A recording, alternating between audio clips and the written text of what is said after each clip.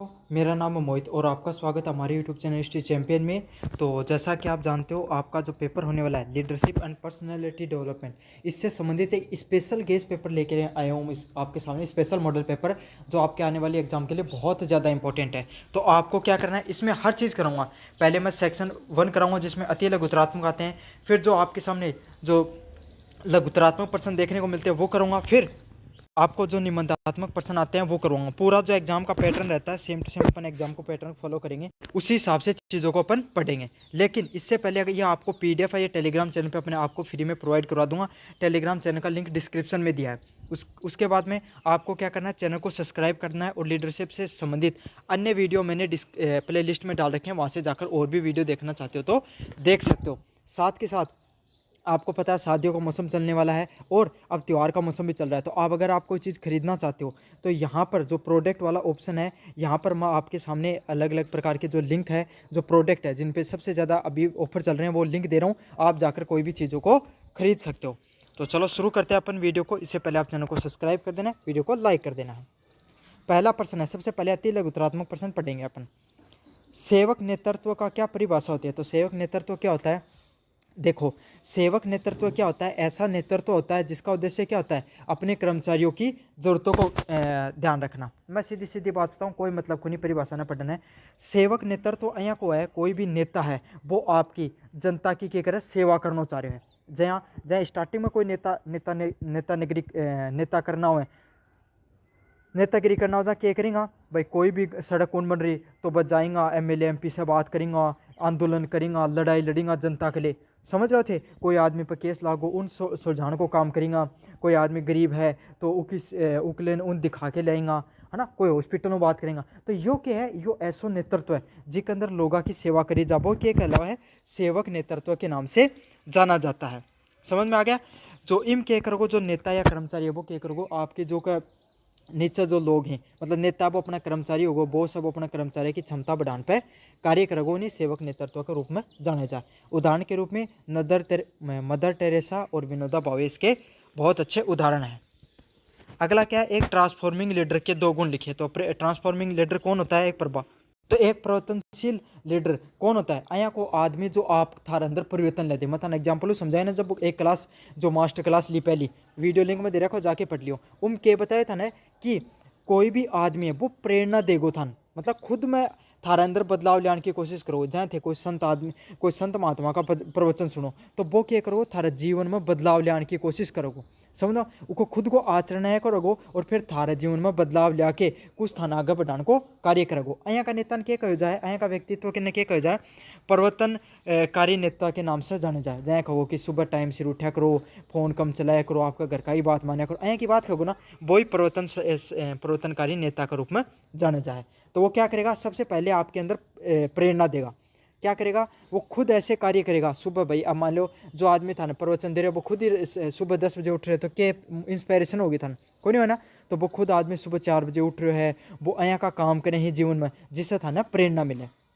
दूरदर्शी, वो आपको भविष्य के बारे में बताएगा। वो आपको बताएगा कि जीवन में इस राह पर चलोगे तो आपको जीवन में सफलता मिलेगी। समझ में आ गया आपको? वो आपको भविष्य के लिए क्या बताता है, भविष्य की दृष्टिकोणों को ध्यान में रखते हुए आपको चीज़ें बताता है। अगला क्या, नियंत्रण का केंद्र। तो नियंत्रण का केंद्र क्यों है? देखो, अब थे पढ़ाई कर रहे हो, समझ में आको, अब पढ़ाई करके थे अच्छे तरीकों पढ़ा, उसका है कि थारा कम नंबर भी आ जाए, उसका थारा बहुत बढ़िया नंबर भी आ जाए, तो रिजल्ट आना अपना हथम को नहीं। तो सरकारी नौकरी की तैयारी करी, नौकरी लागो है नहीं लागो, थारा थम को नहीं। थारा थम क्या है भाई, अच्छा तरीका से पढ़ाई करनी। तो लोकस ऑफ केंद्र क्या बोला जाता है, जो आपके हाथ में हो वही चीज़ें आप करो। आपके जो चीज़ें हाथ में नहीं उनके बारे में ना ज़्यादा सोच विचार करो, ना ज़्यादा उन सब चीज़ों को अपने नियंत्रण में करने की कोशिश करो। जैसे किस्मत आप थारा हाथम को नहीं, परिस्थिति थारा हाथम को नहीं। अब तो बहुत बढ़िया तरीके की गए, लेकिन क्यों पेपर को इकट्ठे कोई उग चूक लीक होगो और थारी को नहीं आए नंबर। समझ में आ गई? तो ये चीज़ में लेके कौन बैठने, थारो काम है पढ़ाई करनो, अच्छे से पढ़ाई करो, जटे कमी उन पर ध्यान दो। आज नहीं तो कल थे ई भर्ती में, नहीं तो दूसरी भर्ती में कठिन कठिन सेलेक्ट हो जाओगा। तो इसको 2 भागों में बांटा जाता है नियंत्रण केंद्र को, आंतरिक नियंत्रण और बाहरी नियंत्रण। आंतरिक नियंत्रण क्या होता है, वो चीज़ें जो हमारे नियंत्रण में हो।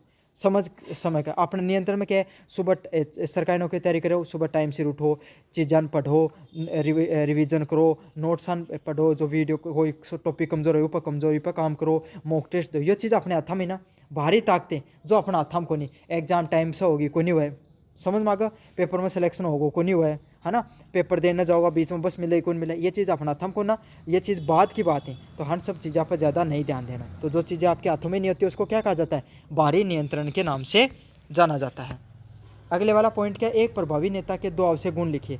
तो एक जो एक नेता है जिसको जनता पर बहुत ज़्यादा नियंत्रण है, जनताओं की हर बात माना है, उसका 2 गुण के वहीं पहलो है ईमानदारी। अगर कोई भी देखो सीधी सीधी बात है, ईमानदारी के तो दिखाओगे नहीं, नाटक करोगे ईमानदारी को, लेकिन यही है अगर नेता है ईमानदारी से काम करोगे जनता की सेवा के लिए, क्यों जनता मूर्ख तात को बेड़ तो पाट ही जाएगी, ईमानदारी को काम कर रहे हो नहीं कर रहे हो, तो वो अपना नैतिक मूल्य से टिके हुए है, जनता की सेवा कर रहे हो और लगातार कार्य करते जा रहे हो ईमानदारी के साथ। तो आज नहीं तो कल के जनताओं ने उनको चुनाव करेगी। तो पहला गुण क्या होना चाहिए, प्रभावी नेता में ईमानदारी। दूसरों के दूरदर्शी, भाई आया की सोच नहीं कि 1945 की सोच है, नेता को कार्य क्यों है, जनता है, समाज में हर व्यक्ति को तो दिमाग तेज को नहीं हुआ, तो जनता है, नेता कौन बनी, जो भाई घना सारी जनता ने नेतृत्व कर सके, इतनी सारी जनता में सबसे प्रभावशाली व्यक्ति नेता बना है ना। तो उसकी सोच भविष्य को लेकर सकारात्मक होनी चाहिए, जनता ने आगे बढ़ाने की बात करनी चाहिए। अब वो आदमी की सोच 1945 जाए कि जब वो के भविष्य को निर्माण कर ले, समझ में आ गई कि जैसे बच्चों के लिए शिक्षा स्कूलों का निर्माण कर दिया, कोई अस्पताल का निर्माण कर दिया है ना, बच्चों को आगे बढ़ने के लिए कोई उद्योग वगैरह लगा के दे दिया ताकि बच्चे क्या कर सके, भाई अगर जो रोजगार नहीं प्राप्त करें वो वहाँ पर रोजगार कर सकें। समझ में आ गई। इस समय टेक्नोलॉजी का बढ़ावा बढ़ रहा है तो जनता को जागरूक किया कि भाई टेक्नोलॉजी को अपनाया करो, है ना। सारे दिन रील देखने से कुछ नहीं होगा, उस रील से भी कुछ आप बेहतर कर सकते हो।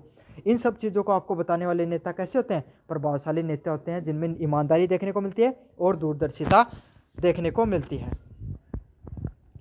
अगला क्या है, व्यवहार संबंधी नेतृत्व। तो बिहेवियर लीडरशिप कैसी होती है आपके सामने, व्यवहार संबंधी नेतृत्व क्या होता है। व्यवहार संबंधी नेतृत्व यही बताया जाता है कि मान लो कि जो नेता होते हैं ना वो जन्म से पैदा नहीं होते हैं, मतलब अया कोई की कोई नेता है कि वो जानता है आपकी माँ का पेट हो जामे और जानता है नेता बन गो, कोई कौन बने, जन्म व्यक्ति जब आगे आगे बढ़े, जीवन में संघर्ष करे, चुनौती देखा गो, है ना, जब वो नेता बने हैं। पहले क्या करेंगे, पहले स्कूल में मॉनिटर बने गो, है ना, बाद में क्या स्कूल को जो हॉस्टल वगैरह में रखो तो उनको जो क्या बोले नहीं लीडर उठे, लीडर बनेगो, स्पोर्ट्स में तो उठे लीडर बनेगो, बाद में कॉलेज में जाओ तो छात्र नेता बनेगो, थोड़ा सा दिनों तक कई दिनों तक संघर्ष करोगे ग्राउंड पर, बाद में जाके कोई नेता बनेगो। तो यही बात बताई गई बिहेवियर संबंधी नेतृत्व में कि कोई आदमी जन्मजात रूप से नेता नहीं होता है, वो क्या होता है, वक्त के साथ आपके सामने चीज़ों को सीख कर भी नेता बन सकता है। समझ में आ गया, अपने बिहेवियर को, अपने व्यवहार पर लगातार काम करके एक अच्छा नेता बन सकता है। नेतृत्व में विश्वास की परिभाषा करिए। तो नेतृत्व में विश्वास वह स्थिति है, विश्वास क्यों है कि भाई एक बात बताओ, कोई भी थे थारा एमएलए एमपी सरपंच ने क्यों चुनो हो, उन थार पर भरोसा था ना, ऊपर वो आदमी पर भरोसा कि भाई वो आदमी है अपनों काम करा देखो, कोई भी समस्या होगी तो को समाधान करा देगो, कोई विकट परिस्थिति होगी को समाधान करा देगो। थारे गांव में, थारे समाज में अगर कोई भी चीज़ की ज़रूरत है सार्वजनिक जो का आथा में, जो जैसे सड़क को निर्माण हो, खेल मैदान को निर्माण हो, या फिर समाज में और कोई विकट परिस्थिति आ गई, बोरवेल को निर्माण, यहाँ की चीज़ों को आथा में वह करवा देगो। तो कोई भी ईमानदार, कोई भी नेता है, नेतृत्व करने वाला व्यक्ति है, उस पर क्या होना चाहिए आपको, वो ईमानदार होता है, उसकी क्षमता और उसके चरित्र पे आपको क्या होता है कि वो आपको विश्वास होता है कि वो ये सब कार्य करवा देगा, तभी तो आप उसको विश्वास करके चुनते हो। तो कोई भी नेता है, कोई भी नेतृत्व पे जब इंसान को विश्वास होता है तभी उसी का चुनाव होता है। अगला क्या है, भावनात्मक बुद्धिमत्ता क्या होती है, इमोशनल इंटेलिजेंस क्या होती है। तो इमोशनल इंटेलिजेंस क्या होती है, जब आप इमोशनल इंटेलिजेंस होती है भाई, कई आदमी में की भावना की बात नेता देख लो थे भाई क्या करेंगे, एक समाज में जाके बैठेगा तो हुण जाए की बात करेंगे, फिर दूसरा समाज में चल जाएगा, चाहे पहला डाक साथ उनकी बढ़ती नहीं है, दूसरी समाज लड़का है तो हुण जाए की बात करेंगे, तीसरा कर जाएगा हुण जाए की बात करेंगे, है ना। चाहे पहले जाएगा कोई शोक संदेश में जाएगा तो ठेकेंगे, हो रामदयाल जी तो बहुत बढ़िया आदमी है, मैं तो मिले ही करता हूँ, उठतो बैठतो। फिर दूसरा में जाएगा, कोई का ब्याह में जाएगा तो हम उठे जाके बधाई कर देंगे। तो हुण में क्या की क्वालिटी है, भावना ने नियंत्रण करने की। तो कुछ व्यक्तियों में आपको भावनात्मक बुद्धिमत्ता बहुत तेज होती है, क्यों, क्योंकि वो दूसरे व्यक्तियों की भावनाओं को बहुत अच्छे से समझ सकते हैं, उनको प्रतिबंधित कर सकते हैं, मतलब कोई आदमी पर नियंत्रण कर सकी भावना पे, और उनको उपयोग करके वह क्या कर सकें, आगे बढ़े हैं। समझ में आ गई, अपना पे भी कंट्रोल कर सकें और दूसरा की भी समझ सकें। मान लो कई आदमी बहुत गुस्सा हुआ है, कई आदमी बहुत ज़्यादा इमोशनल हुई, लेकिन वह क्या संतुलित हुई, उन्हें गुस्सा होता हो लेकिन वह दिखावे को नहीं, ऐसा का इंसान। व्यक्तित्व लक्षण क्या होता है, पर्सनालिटी ट्रेट क्या होता है? तो व्यक्तित्व लक्षण होता है व्यवहार, सोच और भावनाओं को स्थिर व दीर्घकालीन पैटर्न। मतलब व्यक्तित्व के क्या लक्षण होते हैं? कोई भी इंसान का व्यवहार, सोच और भावनाएं होते हैं वो लंबे समय तक चलती रहती हैं आपके। समझ में आ गया? जैसे कि कोई आदमी जन्म जन्म से गुस्सा था, बचपन से गुस्सा कर रहा है, तो देख चाहे बढ़ते उड़ते भी वो लड़ते ही जागो, वो है ना कई आदमी बिहेवियर। और कोई आदमी ज़्यादा इमोशनल तो वो हमेशा रहेगा। तो बिहेवियर क्या होता है? आपकी व्यवहार, जैसा आपका व्यवहार है ना, जैसी आपकी सोच और भावनाएं हैं वो स्थिर है और दीर्घकालीन, मतलब बहुत लंबे समय तक। जैसे बचपन में जैसा रहता है वैसा इंसान इंसान जवानी में नहीं रहता, जवानी में रहता वैसा बुढ़ापे में रहता। इंसान के बिहेवियर, सोच और ये भावनाएं बदलती हैं लेकिन लंबे समय तक वो आपके साथ रहती हैं। तो बचपन में कोई बच्चा रहेगा तो 5-7 साल वैसा बिहेवियर करेगा, फिर जवानी के 5-7 साल एक जैसे बिहेवियर करेगा, फिर वक्त के साथ मेच्योरिटी तो आती है, लेकिन लंबे समय तक आपके अंदर कोई एक भावना है, उसी को क्या कहा जाता है? व्यक्तित्व के नाम से जाना बनाया जाता है। और यही चीज़ें एक इंसान को दूसरे इंसान से अलग बनाती हैं। जैसे कोई ईमानदार व्यक्ति है, कोई इंसान मिलनसार व्यक्ति है, कोई अंतर्मुखी है, मतलब आपका घना घना रह बाहर ने को निकला, कोई बहुर्मुखी है, मतलब जो आपके सामने जन को बाहर ने कनेक्शन बढ़िया हुए। तो यही व्यक्तित्व की पहचान होती है कि जो इंसान के एक दूसरा को जो व्यवहार है, सोचने को तरीकों है, ये अलग अलग हुए हैं। अगला क्या है? नेतृत्व का गुण सिद्धांत, ट्रेड थ्योरी। तो नेतृत्व का गुण सिद्धांत आपको क्या कहता है? ये रोल्फ स्टोल्डिंग के द्वारा ये सिद्धांत दिया गया था। गुण सिद्धांत में क्या है कि कोई भी आदमी वो जन्मजात ही पैदा हुआ है, यो क्या बताए भाई? कोई एक नेता है, महात्मा गांधी कितो बड़ो नेता, कितो बड़ो नेतृत्व करो भारत को, उनको बेटो तो कोई से बड़ो नेता बने ना, कौन बने ना? क्यों? इस चीज़ में क्या सिखाई गई? कोई भी नेता होता है वो जन्मजात से ही उसके अंदर वैसे गुण होते हैं और वही नेता गुण अच्छे नेता बन पाते हैं जिनके अंदर बचपन से ही गुण होते हैं। ये किसके द्वारा सिद्धांत दिया गया था? रोल्फ स्टेल्डिन के द्वारा नियम दिया गया था। समझ में आ गया आपको अच्छे से? ये चीज़ें अपना सेक्शन फर्स्ट था। अब देखो उसका ये प्रश्न था सेक्शन बी में जाए, सेक्शन सी में जाए, लेकिन यो पढ़ेड़ो थारा बहुत काम आऊ। खंड ब की बात करें, नेतृत्व और प्रबंधन के बीच में अंतर। तो नेतृत्व और प्रबंधन के बीच में क्या अंतर देखने को मिलता है? मैंने पूरी वो बना दिया आपके सामने, चार्ट सा बना दिया और इससे आप अच्छे से समझ सकते हो। पहली बात समझाऊंगा, नेतृत्व गुण और प्रबंधन गुण। समझ लो एकदम जीरो पे था ना, इस हिसाब बढ़ा रही हूँ। नेतृत्व गुण करे, नेतृत्व करे जो थारे इस कॉलेज में हम छात्र नेता है, उनको काम क्या है भाई? थारे कॉलेज की फीस बढ़ाई, तो भाई अब कॉलेज की फीस बढ़ाई तो वो क्या करोगे? विरोध करोगे, है ना? विरोध करने को कार्य होगो, जनता ने थार प्रिंसिपल ने समझाओगो, थान सब ने बेड़ा करोगो, तो वो क्या है? वो है नेतृत्व करने वाला व्यक्ति। मैनेजमेंट कौन है? थारा मैनेजमेंट कौन है? Principal sir. प्रिंसिपल सर कहीं थारी कॉलेज ने मैनेज करी, प्रबंधन करने को कार्य। कॉलेज की फीस को आदेश कठवा यूनिवर्सिटी तो उनको काम करने को क्या है? वह विरोध कौन कर सकी? कदे यूनिवर्सिटी वाले जाए खदी क्या बढ़ाई थी फीस, बस तो सीधो उनको काम किया प्रबंधन करने को। मतलब अगर कॉलेज यूनिवर्सिटी फीस बढ़ाई तो 500 रुपया भाई थाने कह दिया कि फीस थारी ज़्यादा लगेगी। समझ में आई? क्यों? क्योंकि उन्हें ऊपर से निर्देश दिया जाए। तो नेतृत्व और प्रबंधन में क्या अंतर होता है? मुख्य उद्देश्य क्या होता है? उदाहरण से आपको समझ में आ गया और अच्छे से समझाऊंगा, अच्छे से एकदम ऐसे समझ लो। अगर ये प्रश्न आ गया तो आप आपका नाम भूल जाओगे, लेकिन इस प्रश्न को करना नहीं भूलोगे। मुख्य उद्देश्य क्या होता है नेतृत्व का? लोगों को प्रेरित करना और दिशा देना। तो जो लोग नेतृत्व करते हैं वो क्या करेंगे? प्रेरित करेंगे। अब थारी 500 रुपया फीस बढ़ गई तो अब जो छात्र नेता वो क्या करोगे? सारा लोगों समझाओगे, अरे फीस बढ़ा दी क्या करो हो, ये हर साल बढ़ाया जा रहे हैं, यहाँ आप क्या काम चलोगे? तो वो क्या करोगे? थान सब ने इकट्ठा करोगे। अगला क्या है? प्रबंधन का क्या होता है? लक्ष्य को प्राप्त करने के लिए योजना बनाना और संसाधनों को नियंत्रित करना। अब 500 रुपया फीस बढ़ा दी तो थारा जो प्रिंसिपल सर भाई क्या करेंगे भाई? उन्हें तो फॉर्म भराना ही थारा, उनको लक्ष्य, उनको काम क्या है? कॉलेज का हर छात्र को फॉर्म भरी जा। तो भाई क्या करेंगे? अपने लक्ष्य प्राप्ति के लिए सब छात्रों ने क्या कहेंगे कि भाई फॉर्म भराओ, थारे ना लास्ट डेट निकल जाए तो बाद में मन ना खाऊंगा कि मेरा फॉर्म कौन भरेगा। समझ में आ गई? तो ये जो नेतृत्व करते हैं वो तो प्रेरित करेंगे आपको, और जो आपको प्रबंधन वाले क्या? अपने लक्ष्य की प्राप्ति के लिए योजना बनाएंगे। समझ में आ गई? और नहीं भरे तो प्रोफेसर ने कहेंगे नहीं चुप कैसी क्या समझाओ दिया। दृष्टिकोण की बात करें, मतलब दृष्टिकोण क्या होता है? परिवर्तन उन्मुख। ये कैसी बात करेंगे? अब वो क्या खगो छात्र नेता कि 500 रुपये फीस बढ़ी तो अपने काम करो, को रोलो रब दो करो, कोई आंदोलन करो ताकि परिवर्तन लिया सका। ये 500 रुपया बढ़ेड़ा कम करवा की बात करेंगे? परिवर्तन की बात करें। जो लोग नेतृत्व करें बाकी की बात करें? परिवर्तन लाने की। अच्छा, प्रबंधन क्या करो? स्थिर उन्मुखता। स्थिर उन्मुखता क्या है? भाई चाहे 500 रुपया बढ़ो, चाहे 1000 बढ़ो, चाहे 500 रुपया घटो, थार प्रिंसिपल सर ने कोई मतलब को ना, उन्हें तो सिर्फ लागू करने को काम है। तो उनको व्यवहार क्या रखो? स्थिर रखो। मतलब वह कोई भी बदलाव कौन करेंगे? उन्हें बदलाव से कोई मतलब को नहीं, जो उन्हें बता दी गई बात चीज़ लागू करने को काम है। अगला क्या है, फोकस। फोकस मतलब ध्यान किस पे रहेगा, तो नेतृत्व करने वाले लोगों का किस चीज़ पे ध्यान रहता है, लोगों पर। किस पे ध्यान रहता है आपको, लोगों पर ध्यान रहता है। और क्यों, क्योंकि सारा टावरा पर ध्यान है कि भाई ये टावरान समझावा ताकि बके इस चीज़ से प्रेरित हो।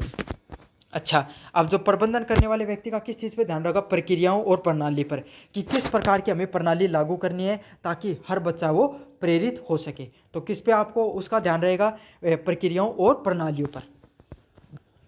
कार्य की बात करें तो आपके सामने अब जो कॉलेज का जो आपके सामने छात्र नेता, उसका क्या कार्य है, हर व्यक्ति को प्रेरित करेगा, लोगों में विश्वास बनाएगा और परिवर्तन लाना। तो क्या क्या कार्य होंगे, सभी बच्चों को प्रेरित करेगा कि धैर्य, समझ जाओ, करो आंदोलन। फिर क्या करो, सब में विश्वास बनाओ, सब सारा सारा टब्बर जाऊँगा, सही खरे भाई, गलत कोई बात। 500 रुपये फीस बढ़ गई, मैं तो 500 रुपये बचाया करता घर का लेके, अब इकट्ठे बचाऊंगा। तो सारा टाबर में विश्वास होगो। फिर क्या करो आंदोलन लो। फिर क्या करो, आंदोलन लो और परिवर्तन की बात करी जाए। कॉलेज में रोड रब्दो करके यूनिवर्सिटी में 500 रुपया कम करवाया जाएगा। समझ में आ गई। अच्छा, प्रबंधन सर क्या करेंगे, 500 रुपया बढ़ने पर योजना बनेगा कि क्या फॉर्म भराया जाए सारा टाबरा का, है ना। और छात्र नेता लेटर कोई को तो कोई आने जानी याद को नहीं। दूसरे क्या, बजट। अगला कार्य क्या होगा नेता का, बजट बनाने का कार्य करेगा। स्टाफिंग करना, जो स्टाफ होगा भाई थार प्रोफेसर तान ढंग से पढ़ावें, कौन पढ़ावें, है ना। कॉलेज की परीक्षा टाइम पर हो रही है नहीं हो रही है, या फिर थारे जो कॉलेज में जो प्रिंसिपल सर का क्या कार्य है, थारी कॉलेज में प्रबंधन करने को, कॉलेज में कोई कमी नहीं रहनी चाहिए। समझ में आ गया ना थारा अच्छे से। यो नेतृत्व और प्रबंधन में अंतर वह है। टेक्निकल जो परीक्षा लिखनी चाहिए वह भाषा भी समझा दी और इजी भाषा हम भी समझा दियो था, दोनों चीज़ समझा दी। अब करके क्या होगा वो थार पर डिपेंड करे। या की बात करें, है ना, पहले प्रश्न में अथवा में होना पहले थोड़ा प्रश्न, तो नेता और प्रबंधन के बीच में अंतर स्पष्ट कीजिए और एक संगठन में उनकी भूमिकाओं को चर्चा कीजिए। तो अंतर के नेता और प्रबंधन में ये तो थाने बता दियो, अब संगठन में उनकी भूमिका क्यों है, इस पर चर्चा जरूर कर लेंगे आप, है ना। जहाँ चर्चा अपने तन मन की चर्चा भी एक रहे, लेकिन बहुत जनता ने बैठो बैठाए मन की चर्चा चक्रम। अगलो क्या है, संगठन में उनकी भूमिकाएं। तो संगठन में नेतृत्व की क्या भूमिका होती है, पहला क्या, प्रबंधन की क्या भूमिका होती है। तो प्रबंधन क्या सुनिश्चित करता है कि काम समय पर हो, बजट के भीतर पूरा हो, संसाधनों का कुशलतापूर्ण उपयोग हो। समझ में आ गया। एक एक चीज़ ना फाफली भाषा में समझा भाई। प्रिंसिपल सर को उदाहरण फिक्स अपना, तो संगठन को क्या कार्य है कि काम समय पर हो। काम समय पे मतलब थारो कॉलेज में जा रहे हो, सिलेबस थारा प्रोफेसर था टाइम पे करावें। समझ में आ गई। कॉलेज की परीक्षा था टाइम पर हुए, प्रैक्टिकल टाइम से करवा दी। यूनिवर्सिटी का द्वारा अगर कोई भी आदेश जारी हुआ वो समय पर लागू करवा दिया जाए। समझ में आ गई ना। यो ही तो काम है। तो पहलो काम क्या है कोई भी प्रबंधन को कि यो काम करे कि भाई कोई भी कार्य वो समय पर पूरा करवा दिया जाए, बजट का भीतर पूरा करवा दिया जाए। मतलब कॉलेज में प्रोफेसर होगा, चाहे खेल कोई प्रतियोगिता होगी, या फिर कोई कॉलेज फेस्ट होगो, जितनो भी खर्च है या फिर कोई मेंटेनेंस को खर्च होगो, वो बजट जितनो कॉलेज को बजट है उसका महीने महीने उन पूरा करवाना है। અહીંયા कोनी की 1 लाख रुपये की तो कमाई हो रही है और 2 लाख रुपये खर्चो कर दियो, तो कितना दिन कॉलेज चल जाए, कौन चल लेकिन थोड़ा सा गना दिन। तो यही है वो जो काम है वो बजट के अंदर भी पूरा करवाना है। अगलो क्या है, संसाधनों का कुशलतापूर्ण उपयोग करना। अब संसाधनों को कुशलतापूर्ण उपयोग करना क्या है कि जहाँ थारा कॉलेज के अंदर के ही प्रैक्टिकल की लैब है, तो थारा समय पर प्रैक्टिकल कराए जाए। अब स्पोर्ट्स का जो थारा इक्विपमेंट ले रखा है, वॉलीबॉल का, क्रिकेट का, तो अब पढ़िया पढ़िया है तो आज को नहीं आप ही खेल लेंगा, तो थाने के ही उनको खेलने के लिए थाने प्रेरित करनो, एनसीसी करानी। तो जो जो संसाधन वही कॉलेज के अंदर प्रोफेसर हैं, तो कई प्रोफेसर तो थानवीर के तो फोन पर रील देख वो करी, है ना। और उनका करने जाओ जहाँ मायना पड़ेगा, क्यों नौकरी लाग गया है सरकारी, आप ही मायने पड़ी। तो उन्हें के उन्हें कॉलेज सर को के प्रिंसिपल सर को के काम उन्हें खाना के जाओ पढ़ा दो टावना थोड़ा बहुत। तो ये सब चीज़ किसके कार्य होते हैं, संसाधनों का कुशलतापूर्ण उपयोग करना, दैनिक कार्य को व्यवस्थित करना, और डेली के डेली जो क्या क्या कार्य कॉलेज में किए जाएंगे उन सब चीज़ों को व्यवस्थित करना। समझ में आ गया आपको अच्छे से। अगले वाला क्या, नेता की क्या भूमिका होती है। नेता अधिक दूरदर्शी होते हैं। नेता के आगे की सोचेगा, क्यों नेता बने आगे की सोचने के लिए जा है, और वे एक सकारात्मक कार्य संस्कृति बनाते हैं, जैसे कर्मचारी सशक्त हो। तो नेता का कार्य क्या होगा, तो आपके सामने छात्र नेता का कार्य क्या होता है भाई, वो आपको सशक्त बनाने का कार्य करेगा। अगला पॉइंट क्या है, एक छात्र नेता का कार्य क्या होगा, वो भैया आपको सशक्त बनाएगा कि भाई कहीं थे ना थारे साथ कोई अन्याय नहीं हो जा। कॉलेज में फीस बढ़ रही है, कॉलेज में परीक्षा टाइम से को नहीं हो रही है, अब की बार कॉलेज फेस्ट फोन कराएगो, प्रतियोगिता कॉलेज में जो अगर प्रतियोगिता कराई जाए यूनिवर्सिटी के द्वारा उन थारी कॉलेज भाग कौन ले रही है, प्रिंसिपल आनाकानी कर रहे हैं कि कहीं 2 रुपया खर्च नहीं हो जाए। तो क्या करेगो, छात्र नेता है वो क्या करो, ज्ञापन सौंपेगो, आंदोलन करेगो। तो इससे क्या यूनिवर्सिटी होगी या कॉलेज होगी जो थाना फायदा होगा, छात्र के लिए कर्मचारी के लिए फायदा के लिए नेतृत्व है काम कराए। उन्हें कठिन चुनौतियों का सामना करने के लिए प्रेरित करता है। और उन्हें क्या करोगे भाई, उसका है कि काफ़ी बार था लाठी डंडा भी खाना पड़ जाए भाई, बदलाव करने के लिए तो ये तो नियम ही रही हो कि लाठी डंडा तो खाना ही पड़ी। तो उन्हें प्रेरित करो कि मुश्किल समस्याओं का भी आपको सामना करना पड़ता है। ये तो हो गया आपका आपके सामने जितना भी जो प्रश्न है लीडरशिप से संबंधित। अब अगला प्रश्न क्या है, नेतृत्व में गुण सिद्धांत ट्रेड थ्योरी की आलोचनात्मक व्याख्या करनी है आपको। मतलब ट्रेड थ्योरी गुण सिद्धांतों की थान बढ़ाई भी करनी है और उसका नुकसान भी बता देना, दोनों चीज़ बता देना। तो नेतृत्व का गुण सिद्धांत शुरुआती नेतृत्व सिद्धांतों में से है। मतलब ये सिद्धांत है ना, स्टार्टिंग में कोई सिद्धांत दिया गया जद दियो गो थान बेरो भी पाठ जगह की विचारधाराओं कया लगा है। इसमें क्या कहा गया, इसमें क्या कहा है कि कुछ व्यक्ति जन्मजात नेता होते हैं और कुछ में विशिष्ट व्यक्तिगत गुण होते हैं। मतलब इम क्या कहोगे कि लोग है ना, जो लोग नेता बने बहुत आगे तक बढ़े उनका जन्मजात ही नेता बनने का गुण हुई। समझ में आगो, जहाँ उनके अंदर स्टार्टिंग में जहाँ इंटेलिजेंट होगा थारा सब में थार छत्र नेता में देख ले कितनी चालाकी आई, इंटेलिजेंट भी होगा, ईमानदारी होगी, सामाजिकता सब लोगों के साथ उनकी बढ़िया बने भी, प्रिंसिपल सर के साथ भी बनेगी, प्रोफेसर के साथ भी बनेगी, टावरा के साथ भी उतनी बनेगी, तो सबके साथ उनकी उतनी ही बने भी है, सामाजिक भी हुई। ये विचार हमें सिखाता है कि इन गुणों की पहचान कर ले तो हम नेताओं का चयन कर सकते हैं। तो अगर थाने कॉलेज में या स्कूल में अगर इन सब गुणों को पहचान कर लियो जाकि यो छोरो आगे जाके या लड़की यो लड़को आगे जाके भावी नेता बन सके, इम ये गुण ही तो क्या उसका हम आगे जाकर बहुत अच्छे नेताओं का निर्माण कर सकते हैं। तो सीधी सीधी बात है, गुण सिद्धांत में यही बात कही गई कि कोई नेता है वो क्या है, जन्म से ही पैदा होते हैं, उसके अंदर क्या होता है, जन्म से ही नेता बनने के गुण हुए हैं। समझ में आगो, जब आलोचना थान पढ़ाऊंगा जब थान समझ में आ जाएगी शुरुआती टाइम की थ्योरी क्यों मानी जाए। कोई सार्वभौमिक भौमिक सोची नहीं है। तो शौक कुर्ता ने कोई जो शोध करता है उसने कोई ऐसे गुणों की सार्वभौमिक सोची तैयार नहीं की जो सभी प्रभावी नेता में पाई जाती हो। तो जब आपके सामने जब इस लिस्ट को बनाया गया, जब ये बात बताई गई कि कोई नेता हुए उन कौन सा गुण हुए हैं, बात तो खदी गई कि कोई नेता में ये गुण होना, ये नेता में ना जन्म से गुण हो, लेकिन यह बात कौन बताई गुण कौन सा है। समझ में आ गई, सिर्फ बात कह के छोड़ दी, कोई सूची बना के कौन दी। अगले वाला पॉइंट क्या, स्थिति को नज़रअंदाज करना। तो कोई भी नेतृत्व होता उस वो क्या होता है, समय के साथ उसके अंदर बदलाव देखने को मिलता है। जैसे एक बात बताओ, कोई आदमी को ले अगर कोई आदमी पढ़ाई में बढ़िया तो वो ज़रूरी थोड़ी है कि वो आपका सामने स्पोर्ट्स में बढ़िया, और स्पोर्ट्स में बढ़िया पढ़ाई में बढ़िया तो जरूरी थोड़ी सामाजिकता में बढ़िया इंट्रोवर्ट आदमी हुआ है ना। पढ़ाई जो समझ लो जो कोई सारा लोगों के साथ बने लेकिन उसको के वो पढ़ाई में कोई इतना ज़्यादा होशियार को नहीं, तो पढ़ाई से संबंधित कार्य वो नेतृत्व कौन कर सके, और उसका वो स्पोर्ट्स में भी बढ़िया कौन हुआ तो वो स्पोर्ट्स से संबंधित कार्य कौन कर सके। तो आपको पता है ये सिद्धांत ने क्या कर दिया, स्थिति को नज़रअंदाज कर दिया। तो आपको पता है एक प्रभावशाली नेतृत्व होता है करने वाले व्यक्ति एक गुण के है, एक गुण वो एक बार में प्रभावी हो सका। कोई पढ़ाई वाला इंसान पढ़ाई का नेतृत्व में ज़्यादा सही हो सके है, कोई जो स्पोर्ट्स वाला व्यक्ति स्पोर्ट्स में ज़्यादा सही हो सके है। तो यही चीज़ है कि कोई भी व्यक्ति है वो एक ही काम एक बार में कर सकता है, एक ही गुण उसका सबसे ज़्यादा सही रहता है। तो यही है कि इस सिद्धांत में स्थिति को बिल्कुल भी भाव नहीं दिया गया।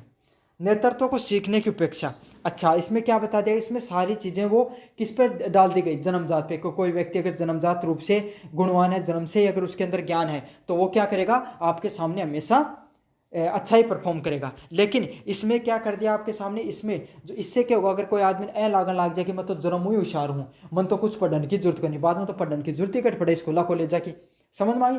तो यही है, इसमें आपको जीवन में आगे सीखने की जो उपलब्धि है उसको खत्म कर दिया गया। और आपको पता है कोई भी नेतृत्व होता है वो जब भी सफल होता है जब उसमें वो परीक्षण मिलता है और अनुभव मिलता है। तो भारत में तो यह बात कही जाए, नेता भारत में कद बने जब 60 साल की उम्र जाए जब तो नेता बनना शुरू हुआ ना भारत में। तो यही बात है, नेतृत्व है वो क्यों है 60 साल बाद में नेता क्यों, जब 30-40 साल को अनुभव हो जाए ना लोगों को और नेतृत्व करने वालों को, जना वो एक बढ़िया नेता बने।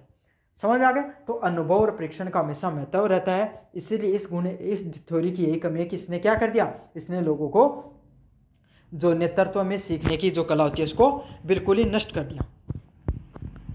अब मेरी बात सुन लो थी, यह चीज़ तो समझ ली, पेपर में लिख भी आयो, लेकिन पेपर में वो चार्ट जरूर बना के आना। अगर कुछ बना के आओ नहीं हो वो चार्ट जरूर बना के आना। क्या बना के आना है, गुण सीधो लिखना, गुण सिद्धांत की मान्यताएं। गुण सिद्धांत की मान्यताओं में क्या लिखना है, नेता जन्मजात होते हैं। इम क्या कहोगे कि नेता है वो जन्मजात होते हैं। फिर इसमें क्या बताया गया, उनमें नेता जन्मजात होते हैं और इसमें क्या होता है, उनमें विशेष गुण पाए जाते हैं। अगला क्या है, हमें उन गुणों की पहचान करनी चाहिए ताकि उन्हें नेता बनाया जा सके। सारी थ्योरी है ना शॉर्टकट में लिख दी, इन्हीं फ्लो चार्ट बोले जाए। माँ अगर थारो कॉपी चेक करनी होगी या देखो तो सोचो यार ये छोरो अलग करियो सबके में, या लड़की अलग पेपर में करियो तो ज़्यादा नंबर देखो था। तो ये साबु लिखनी है। फिर क्या गुण सिद्धांत की आलोचना क्या होगी, कोई सार्वभौमिक गुण नहीं है। मतलब इसमें क्या कहा कि कोई भी बस थ्योरी तो दे दी, लेकिन यहाँ को कोई गुण कौन बतायो, कोई एक सूची कौन बताई जो एक सब पर लागू हो जाए। दूसरी क्या है, इसमें यह भी नहीं बताया गया कि स्थिति मायने रखती है, कि जो हर इंसान को स्थिति के अनुसार खुद में बदलाव लाना पड़ता है, ये भी नहीं बताएगा। अगला ये चीज़ भी नहीं बताएगी कि नेतृत्व को सीखा भी जा सकता है। तो ये सब चीज़ें इसमें बिल्कुल भी नहीं ऐड की गई थी। समझ में आ गया आपके सामने। अगले वाला प्रश्न है आपके सामने, इसी में 8वां प्रश्न है, नेतृत्व के पथ लक्ष्य सिद्धांत की आलोचनात्मक व्याख्या कीजिए। अगले वाला पॉइंट क्या है, नेतृत्व में लक्ष्य पथ लक्ष्य सिद्धांत के बारे में पढ़ना है। अब आपको पता है पथ लक्ष्य क्या होता है भाई। पथ लक्ष्य जैसे आपको नाम से पढ़ना है, पता चल रहा है कि लक्ष्य की प्राप्ति के लिए कोई ना कोई कार्य होगा इसमें। तो इसमें क्या है कि कोई भी नेता होता है ना, उसको अपने आप को इस प्रकार से ढाल लेना है ताकि वो उसके जो छात्र हैं, जैसे छात्र नेता होता है उसको छात्रों की बात बनाने के लिए, तो भाई जैसे कि छात्र नेता, अब वो क्या कर सकता है, वो अपने जो उसके जो छात्र हैं वो 400 रुपये फीस बढ़ रही है, फिर से वो एग्जाम्पल लेंगा। अब क्या करोगे, वो 400 रुपया फीस की कम कराने के लिए कार्य करोगे। इन्हीं पथ लक्ष्य बोले जा। समझ आ गई, यही उदाहरण के साथ अच्छे से समझा दूंगा था। पथ लक्ष्य सिद्धांत नेतृत्व को एक आकस्मिक सिद्धांत है। मतलब एक है आकस्मिक, मतलब अचानक से कोई समस्या आ गई और उनके बोले जाए आकस्मिक सिद्धांत के नाम से बोले जाए, और उन्हें सोल्व करने की कोशिश करी जाएगी। यह सिद्धांत बताता है कि एक नेता का मुख्य कार्य अपने अनुयायी और उनको लक्ष्य तक पहुंचाने का। तो यह सिद्धांत के बतावा है कि कोई भी नेता है तो नेता को कार्य के उनका जो अनुयायी, मतलब उन जो फॉलोवर है, उन जो मानने वाला है, उन्हें उनका लक्ष्य तक पहुंचानो। जहाँ कि कोई भी जो छात्र नेताओं को काम किया, जो छात्र हैं उनकी 400-500 रुपया फीस बढ़ गई, उन्हें कम करानो, यो को लक्ष्य है। समझ में आ गई। या थारा जो सरपंच साहब हैं उनको काम किया है कि थारा गांव में विधायक है वो क्या कर रहे हैं, सड़क को बिल पास कौन कर रहे हो, तो कौन जाके उन मनानो कि सड़क अपने गांव की बिल को पास हो जाए। समझ में आ गई ना। इस सिद्धांत के अनुसार नेता अपने व्यवहार को स्थिति के अनुसार डालना चाहिए। और यो सिद्धांत के बताया कि उसका विधायक की अर्थात सरपंच की कौन बने, लेकिन भाई क्या करनी पड़ेगी, बिल पास कराना हो तो थोड़ी बहुत की बात माननी पड़ेगी। तो उसके साथ क्या है, नेता को अपना व्यवहार को स्थिति के अनुसार बदलना पड़ता है। हो सकता है आपके छात्र नेता है, उसकी प्रिंसिपल सर के साथ नहीं बनते, लेकिन फिर भी उनको ज्ञापन देना पड़ेगा, है ना, इस चीज़ के लिए। तो यही है, इसमें ये बताया कि नेता को इस सिद्धांत में क्या होता है, अपनी स्थिति के अनुसार खुद के व्यवहार में बदलाव भी करने पड़ते हैं ताकि अनुयायी को प्रेरित कर सके और उनको लक्ष्य तक पहुंचने में मदद कर सके। ताकि उन क्या होगो, ताकि जो उन मनने वाले वो उन मोटिवेट हो उन देख के और लक्ष्य तक पहुंचने के लिए क्या कर सकें, जितनी भी समस्या बीच में आ रही है दूर कर सकें। समझ में आ गया आपको अच्छे से। ताकि बीच में जो भी समस्या आ रही है जाए भाई कि जो यूनिवर्सिटी अब मान रही को नहीं है कि मैं तो भाई बात चाहिए कि वो लिया करें वहाँ तो खर्चो चाहिए, अब मैं नए ऑडिटोरियम बना रहे हैं आपकी बार, तो मैं तो फीस बढ़ाऊंगा, तो थे क्या करूँगा। और थारा जो साथ का अलग अलग छात्र संगठन आपस में कौन बना उनकी, लेकिन सब ने बुलाया, सब ने कहो कि छात्र इतको मामलो है तो अपना क्या यार लड़ाई लड़नी चाहिए और आंदोलन को रूप देना चाहिए। समझ में आ गई। तो उनके आपस में बनती को नहीं, लेकिन फिर भी स्थिति के अनुसार सब एक जगह बैठा, बातचीत करी और क्या बाद में उन आंदोलन को रूप दियो। तो ये इसी को क्या कहा जाता है, पथ निर्देशक थ्योरी के नाम से जाना जाता है। इसमें कुछ मुख्य 4 नेतृत्व के व्यवहार होते हैं। पहला क्या होता है, निर्देशक तत्व। निर्देशक नेतृत्व क्या होता है, इसमें नेता आपको स्पष्ट निर्देश दे, स्पष्ट निर्देश के देगो कि मत हारना क्या करूँगो, मैं आगा गो और थे पीछे पीछे मेरे साथ आंदोलन करियो, हाय हाय यूनिवर्सिटी को नारो देंगे। समझ में आ गया आपके सामने। तो वो क्या करेगा, आपके सामने आपको स्पष्ट निर्देश देगा। अगला क्या, सहायक नेतृत्व है। इसमें क्या करता है, नेता कर्मचारियों की भलाई का ध्यान रखता है। तो सहायक नेतृत्व के हमारे लाठी पड़ने लगी तो पहले क्या करो, सब ने अपने पीछे करो कि भाई आ जाओ इली साइड में आ जाओ थे, है ना। और या फिर आपको क्या करेगा, उनकी भलाई के लिए, उनकी भलाई क्या, उनकी 500 रुपये की फीस कम कराना, उसकी बच्चों की भलाई, तो उसका ध्यान देगा। इसलिए सहायक नेतृत्व मतलब सहायता कर रहा है वो लोगों की।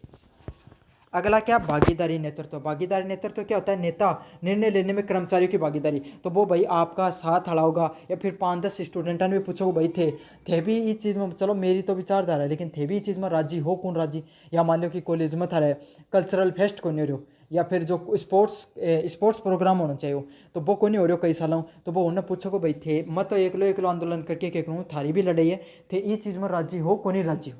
समझ में आ गया। तो कोई भी नेता जब भी सफल होता है, जो कोई भी काम करता है, तब अपने कर्मचारियों को, अपने आसपास के अपने सहयोगी से हमेशा बातचीत करता है। अगला है उपलब्धि अनुमुख नेतृत्व है। उपलब्धि अनुमुख नेतृत्व क्या होता है? नेता चुनौतीपूर्ण लक्ष्य निर्धारित करता है। तो भैया अब क्या करना पड़ेगा? ज्ञापन तो घना ही दे लिया, ज्ञापन देना तो सब सरल है, 2 नाम लिखे यार, ज्ञापन पकड़ा दियो प्रिंसिपल सर ने, लेकिन ज्ञापन से बात कौन बनी? तो क्या आंदोलन करना पड़े, और आंदोलन में चुनौती भी भाई कम से कम क्यों जा, पुलिस ने बुला ली जा, केस लाग जा, लाठी डंडा चाल जाए, बहुत जाके बोला लाठी चार्ज हो जा, समझ में आ रही हो थारे? तो चुनौती काफ़ी बार कोई चीज़ ना प्राप्त करने के लिए चुनौतीपूर्ण रास्ता ने भी अपनाना पड़ा है। आलोचना क्या होती है इसमें? बहुत जटिल, ये सिद्धांत बहुत ज़्यादा जटिल है भाई। देखो 4-5 अलग नियम दे रखा है, स्थिति परिस्थिति बहुत ज़्यादा बना रखी, लेकिन इसमें क्या कर रखा है? कोई भी नेता को अलग अलग व्यवहार अपनाने के लिए कहता है। आपको पता है भाई, सब व्यक्ति एक दूसरे की बात माने तो नहीं माने, सब लोग एक दूसरे के व्यवहार को माने तो नहीं माने, तो यही बात है, ये सिद्धांत बहुत ज़्यादा जटिल हो जाता है, क्योंकि इसमें अलग अलग व्यवहारों को अपनाने की बात हो रखी है। अगला क्या? एक तरफा सिद्धांत। ये मुख्य रूप से नेता पर ध्यान केंद्रित करता है। तो ये सिद्धांत क्या करता है? सिर्फ नेता की बात पर ध्यान केंद्रित करता है, अनुयायी के व्यवहार पर पड़ने वाले प्रभाव की अपेक्षा। सिद्धांत में क्या ज़्यादातर बातें किसकी कर रखी है? नेता की कर रखी है, कर्मचारियों की बातें कम से कम कर रखी हैं। अच्छा, इस फ्लो चार्ट को मैंने दिया है, अच्छे से पढ़ लेना आप, जब PDF पढ़ो तब। PDF आपको टेलीग्राम चैनल पे मिल जाएगी। अगले वाला क्या? नेतृत्व में भावनात्मक बुद्धिमत्ता क्यों महत्वपूर्ण होती है? इमोशनल इंटेलिजेंस क्यों इंपॉर्टेंट होता है? उदाहरण सहित समझिए। तो कोई भी नेतृत्व करने वाले व्यक्तित्व में आपके सामने भावनात्मक बुद्धिमत्ता होनी जरूरी है, दूसरा ने भावना समझनी जरूरी है। अगर दूसरे की भावनाएं नहीं समझोगे तो आप आपकी चलाओगे जाए कि नेता हो। समझ आ गई ना आपके सामने?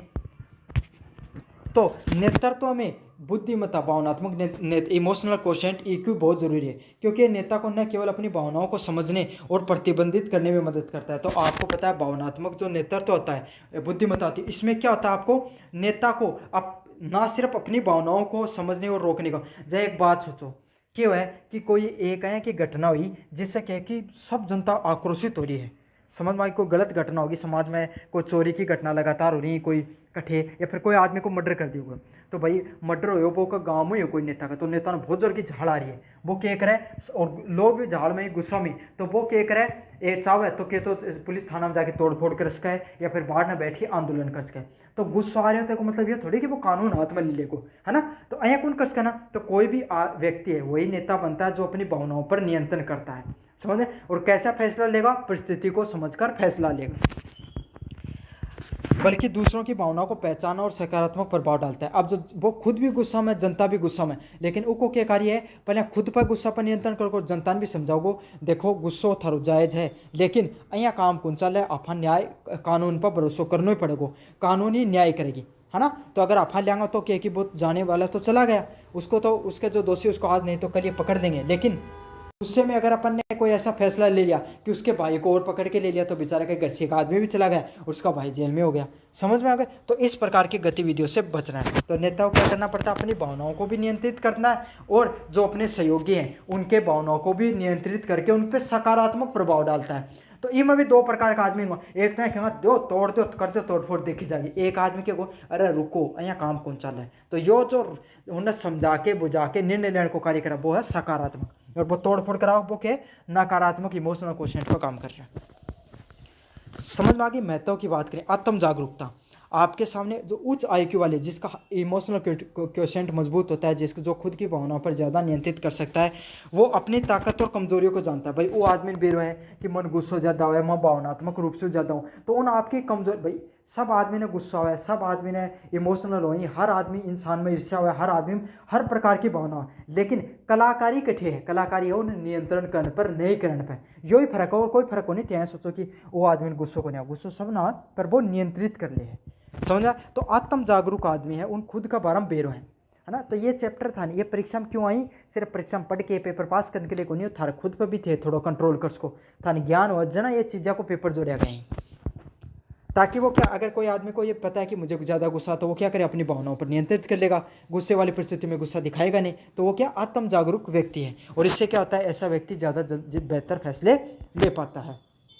कई आदमी को सुनो भाई जी क्या करा, मैं तो गुस्सा में कर दियो काम, अब जिंदगी भर पछताना पड़ रहे, सुनो थे ये कोई भी था जेल में जाके देखोगा 90% आदमी एक ही बैठा मिलेगा। तो इनमें क्या थी? उन्होंने अपने इमोशनल क्वोशेंट है उसको जागरूक नहीं किया। सहानुभूति दूसरा क्या है? जो जिनका इमोशनल क्वोशेंट मजबूत होता है, भावनात्मक पक्ष मजबूत होता है, वो क्या करते हैं? जो अपने सहयोगी अपने कर्मचारी उनकी भावनाओं को समझते हैं। और जब कोई आदमी एक बात सोचो तो कोई आदमी थारकन बैठ के थारी 2 मिनट बात सुन ले, सुख दुख की, चाहे वो सोल्यूशन करे नहीं करे, सुन ले तो भी था नया लगाने कि यार ये आदमी बहुत बढ़िया आदमी, मेरे 2 मिनट बतला के गए। समझ आ गया। तो इससे क्या हो जाता है, रिश्ते मजबूत होते हैं। वो जो आदमी दूसरों की भावनाओं को समझ सकता है, सिंपैथी दे सकता है, उनको भावनात्मक रूप से सहयोग कर सकता है, वो क्या होता है, उसके रिश्ते धीरे धीरे मजबूत हो जाते हैं और उस पर विश्वास कायम होता चला जाता है। अगला क्या, प्रेरणा।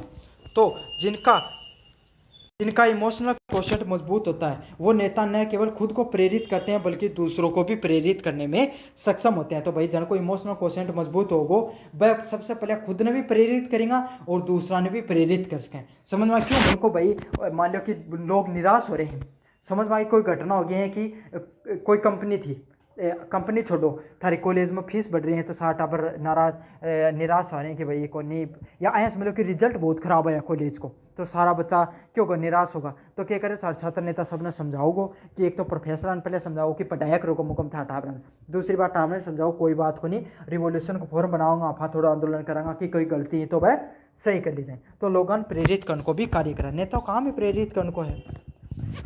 अगले वाला पॉइंट क्या है आपके सामने, कॉन्फ्लिक्ट, संघर्ष का समाधान करना। तो जो नेता एक भावनाओं को समझता है वो टीम के भीतर उत्पन्न संघर्षों को भी सुलझा सकता है। तो एक बात बताओ, नेता कार्य के 2 पक्ष आपस में लड़ाई कर रहे हैं, मान लो 2 भाई आपस में लड़ाई कर रहे हैं, छोटा सा उदाहरण लो थारा गाँव हो है ना, तो क्या करेंगे, गाँव में एक जनो निकल के आ क्यों लड़ाई करो थी है ना, सुबह पहले वही काम था है ना, तो वो क्या करेगा, वो भावनाओं को समझता है, 2 पक्षों में संघर्ष हो रहा है उनको नियंत्रित कराने का कार्य करता है। तो देखो को नहीं, कोई भी दो जगह की कोई भी यहाँ की पक्ष 2 आदमी अड़ के बैठे में तो कौन कराए काम, तो फिर के एक तीसरा आदमी आओगो और सलाह मुशरा करा के उनके बीच में किमी तो उन थोड़ा फायदो देखो थोड़ा उन फायदो देखो, दोनों ने मिला बैठा के 2 बात करा के सोल्यूशन करवाते हो। समझ आए। तो नेताओं का ये भी कार्य होता है, वो क्या करते हैं, संघर्ष को खत्म करने का भी कार्य करते हैं। समझ में आ गया। बाकी आप पढ़ लेना, इसके अंदर कुछ नीचे दे रखा वो। अगला पॉइंट क्या है, नेतृत्व में उभरते मुद्दों पर चर्चा करना। इसके साथ एक बार बीच में रोकना चाहूँगा, एक बार फिर बताना चाहूँगा, अगर फ्लिपकार्ट से, मित्रा से, अगर कोई भी सेल से कोई चीज़ खरीदना चाहो तो पूरा जो प्रोडक्ट वाला ऑप्शन दे रखा है इस पर मैं दिल्ली पुलिस की भी भर्ती होगी, राजस्थान जीके की जो किताब खरीदना चाहिए, काफ़ी बच्चा उन्हें बेरोको ने कौन सी बेस्ट किताब है तो उनको लिंक दे दिया है। कुछ शूज़ वगैरह खरीदते हैं उसके जो लिंक दे दिए हैं। उसके अलावा अगर आप कोई भी चीज़ खरीदना चाहते हो तो बेस्ट डिस्काउंट में आपको यहीं पर देखने को मिल जाएगी, आप ज़रूर से खरीद लेना। समझ में आ गया। अब बढ़ेंगे अपन 6 नंबर प्रश्न की तरफ, नेतृत्व के उभरते हुए मुद्दों पर चर्चा कीजिए। तो आज के तेजी से बदलते व्यावसायिक परिवेश में नेतृत्व में कई मुद्दे उभर रहे हैं। मतलब आज का समय कौन सा मुद्दा ही जो अपने समय उभर के आ रहे हैं हमने देखा ना। पहला क्या है, भावनात्मक बुद्धिमत्ता, इमोशनल क्वोशेंट। तो अब नेतृत्व में केवल बुद्धिमत्ता व रणनीतिक सोच नहीं है। तो आज का टाइम क्या देखो थाने बेरो, आज का टाइम 30 सेकंड रील को टाइम है। पहले एक कॉमेडी की रील आ जा, दूसरी इमोशनल आ जा, तीसरी कहें क्या जा आज थोड़ी दुखी करना ले जा। तो पहले आदमी हंस ले, दूसरा टाइम में रो ले, तीसरा टाइम में कहें को जा थोड़ा निराश हो जा। अया की रील था देखने मिली। तो आज का लोग भावनात्मक रूप से ज़्यादा कमजोर हैं। तो आज का टाइम में राजनीति में आदमी ने बुद्धिमत्ता, इन समझदार के साथ साथ राजनीति की पकड़ के साथ साथ उन दूसरा की भावना पर कंट्रोल करना भी आना चाहिए। समझ में आ जाए। जिस व्यक्ति के पास जितनी भावनात्मक बुद्धिमत्ता होगी, जितनी भावनाओं को नियंत्रण करने की क्षमता होगी, वो उतना ही बेहतर नेता बनता है। समझ में आ गई। दूसरा क्या, विश्वास। तो आज की सूचना की जो आथान भी रहे, आज का दिन क्या है, पहले क्या करता नेता जनता ने कह दिया, वो थारा मूवी को डायलॉग सुने कि कौन सा अमरीश पुरी आ रहे हैं कहे कि भाई इस गांव में लाइट लगा दी जाए। तो को कन्ने खड़े रहो वो लाइट लगाने का कटे पिसाई पापा उनके देगा यो उद्योग वाला इंडस्ट्री वाला, तो वह कहूँगा तो आज देनी है कार काट लियो। तो पहले एक चीज़ के छिप जाए करती, आजकल के ऑनलाइन को जमानो रील कट जाए आदमी की, कोई बात तो करेडो है, कोई आदमी फिर भाषण दे आकर जाके तो का रील हो जाए उन ट्रोल कर दियो जाए। तो आज के जो समाज है, आज का युग है, वहाँ पर क्या है, सूचनाएं बहुत आसानी तक लोगों तक पहुँच जाती हैं। और यही क्या है, नेतृत्व में विश्वास का एक बहुत महत्वपूर्ण कारक बन गया है। और इसी से क्या हो गया, आपके सामने लोगों में विश्वास धीरे धीरे बढ़ने लग गया है। तो नेता को अपनी टीम और हितकारकों को विश्वास अर्जित करना जरूरी है। तो नेता ने सिर्फ अब झूठा वादा करके काम कौन चाल सकी, उन्हें जनता ने विश्वास भी दिलानी पड़े, काम भी करना पड़े ग्राउंड पर जाके, जब भी वो एक अच्छा नेता बन पाए। अगला क्या है, लिंग और नेतृत्व है। तो दुनिया भर में अधिक महिलाएं नेतृत्व की भूमिकाएं आ रही हैं। तो दुनिया भर में क्या है भाई, आपको पता है पहले कि सिर्फ पुरुष ही के देखने मिला करता, ज़्यादातर आपका सामने नेतृत्व करने नेता बनता हुआ दिखाई दिया करता। क्यों? पुरुष प्रधान समाज हो। लेकिन आज के समय आपको पता है भाई, महिलाएं वो पुरुषों के बराबर कार्य करती हैं, हर क्षेत्र में आगे हैं। तो अब महिलाएं भी नेतृत्व करती हुई दिखाई देती हैं आपके सामने, जिससे क्या है अधिक जो नए विचार आ रहे हैं जनता के सामने, साथ में महिलाओं की जो विचारधारा है वो भी सामने निकल कर आ रही है। तो अब जो लिंग और नेतृत्व है उनमें भी ज़्यादा भेदभाव नहीं रखा है। अगला क्या है, दूरस्थ कार्य। तो रिमोट वर्क। तो कोविड-19 के बाद में दूरस्थ कार्य व हाइब्रिड मॉडल आम हो गया है, जिससे नेताओं अपनी टीम को प्रभावी ढंग से प्रबंधित कर सकते हैं। तो पहले का टाइम में क्यों भाई हर आदमी था बैठ बैठ के मिलना पड़तो। अब क्या आज के टाइम में नेता देखो रील बना के गिर दी और सारा फॉलोवर ही लाइक कर दी, बस जनता खुश, नेता ने भी काम करना कौन पड़े। तो यही है, पहले क्या कर तो हर वास्तविकता से जमीन पर कार्य करना पड़ता, लेकिन अब तो रील काम चल जाए, समझ में आ गया। लेकिन रील पे आप थोड़े दिन तक ही बनाकर सफल हो सकते हो, अंत में आपको जनता के बीच में काम तो करना ही होता है। अगले वाला पॉइंट है व्यक्तित्व के जैविक निर्धारित करने वाले कारकों के बारे में बताइए। तो कोई भी आदमी जो व्यक्तित्व है उसको जो जैविक क्यों ही जैविक हुई कि माता पिता से मिला हुआ गुण ही उसका आधार पर के आपका सामने नेता कहीं बन सका उसका बारे में थाने बताना है।